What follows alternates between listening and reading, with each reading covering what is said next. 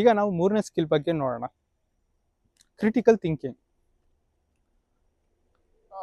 ಈ critical thinking ಅಂತಂದ್ರೆ ಒಬ್ಬ ವ್ಯಕ್ತಿಯ ಅನಾಲಿಸಿಸ್ ಪವರ್ ಅದು ಆಬ್ಜೆಕ್ಟಿವ್ಗೂ ಸಬ್ಜೆಕ್ಟಿವ್ಗೂ ವ್ಯತ್ಯಾಸ ಇದೆ.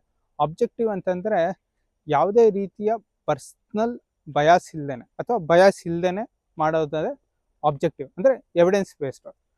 ಸಬ್ಜೆಕ್ಟಿವ್ ಅಂತಂದ್ರೆ ಅದು ನನ್ನ ಸ್ವಂತ ಅಭಿಪ್ರಾಯ. ಈ ಆಬ್ಜೆಕ್ಟಿವ್ ಅಲ್ಲಿ ಏನಾಗುತ್ತೆ ಅಂತಂದ್ರೆ ಯಾರೇ ಬಂದರೂ ಕೂಡ ಅದನ್ನ ನೋಡಿದ್ರು ಕೂಡ ಅದನ್ನ ಒಂದೇ ಉತ್ತರ ಸಿಗುತ್ತೆ. 10 ಜನ ನೋಡಿದ್ರು ಕೂಡ ಅದು ಒಂದೇ. ಸಬ್ಜೆಕ್ಟಿವ್ ಅಂತಂದ್ರೆ 10 ಜನದ್ದು ಬೇರೆ ಬೇರೆ ತರ ಅಭಿಪ್ರಾಯ ಇರುತ್ತೆ. ಸೊ ಕ್ರಿಟಿಕಲ್ ಥಿಂಕಿಂಗ್ ಅಲ್ಲಿ ಆ ಯಾವುದೇ ಒಂದು ಮಾಹಿತಿನ ಆಬ್ಜೆಕ್ಟಿವ್ ಆಗಿ ಅನಲೈಸ್ ಮಾಡೋದ್ರ ಜೊತೆಗೆ ಅದಕ್ಕೆ ಇರೋವಂಥ ಎವಿಡೆನ್ಸ್ಗಳನ್ನ ಎವ್ಯಾಲ್ಯೂಟ್ ಮಾಡೋದು. ಅಂದರೆ ಅದು ಸರಿನೋ ತಪ್ಪೋ ಅಂತ ಹೇಳಿ ನಾವು ಎವ್ಯಾಲ್ಯೂಟ್ ಮಾಡೋದ್ರ ಜೊತೆಗೆ ಸೂಕ್ತವಾದಂಥ ಒಂದು ಡಿಸಿಷನ್ ತಗೊಳ್ಳೋದು. ಇದಕ್ಕೆ ಒಂದು ಉದಾಹರಣೆ ಸಮೇತ ನಾನು ನಿಮಗೆ ಇದನ್ನು ಎಕ್ಸ್ಪ್ಲೇನ್ ಮಾಡ್ತೀನಿ. ತುಂಬ ಈಸಿ ಇರುತ್ತೆ.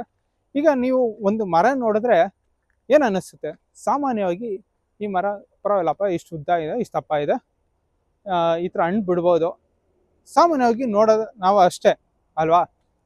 ಅದೇ ಒಬ್ಬ ಕ್ರಿಟಿಕಲ್ ಥಿಂಕರ್ ಆದರೆ ಹೇಗೆ ಮಾಡ್ತಾನೆ ಅಂತಂದರೆ, ಇದು ಯಾವ ಮರ, ಯಾವ ಜಾತಿಗೆ ಸೇರಿದ್ದು, ಯಾವ ಸೀಸನಲ್ಲಿ ಹಣ್ಣು ಬಿಡುತ್ತೆ, ಇದು ಇನ್ನೂ ಎಷ್ಟು ಎತ್ತರ ಬೆಳೆಯುತ್ತೆ, ಇದರ ಬೇರೆ ಇನ್ನೂ ಎಷ್ಟು ಅಗಲ ಹೋಗಿದೆ, ಇದರಲ್ಲಿ ಎಷ್ಟು ಥರ ಪ್ರಾಣಿ ಪಕ್ಷಿಗಳು ಜೀವಿಸ್ತಾ ಇದೆ, ಯಾವ ಥರ ಕೀಟಗಳು ಇದ್ರ ಮೇಲೆ ಇರುತ್ತೆ, ಎಲೆ ಯಾವ ರೀತಿ ಇರುತ್ತೆ, ಈ ಮರದ ಪ್ರತಿಯೊಂದು ಭಾಗಗಳು ಎಷ್ಟು ಉಪಯೋಗಕ್ಕೆ ಬರುತ್ತೆ, ಮತ್ತು ಇದರಲ್ಲಿ ಇರೋಂಥ ಮೆಕ್ಯಾನಿಸಮ್ ಹೇಗೆ ನಡೀತಾ ಇದೆ, ಈ ಥರ ಆಳವಾಗಿ ಯೋಚನೆ ಮಾಡೋದೇ ಕ್ರಿಟಿಕಲ್ ಥಿಂಕಿಂಗ್. ಇದನ್ನು ಬೆಳೆಸ್ಕೊಳ್ಳೋದ್ರಿಂದ ಯಾವುದೇ ಒಂದು ಪ್ರಾಬ್ಲಮ್ ಆಗಿರಲಿ ನಾವು ಸಲೀಸಾಗಿ ಅರ್ಥ ಮಾಡ್ಕೊಳ್ಳೋಕ್ಕೆ ಸಾಧ್ಯ ಆಗುತ್ತೆ.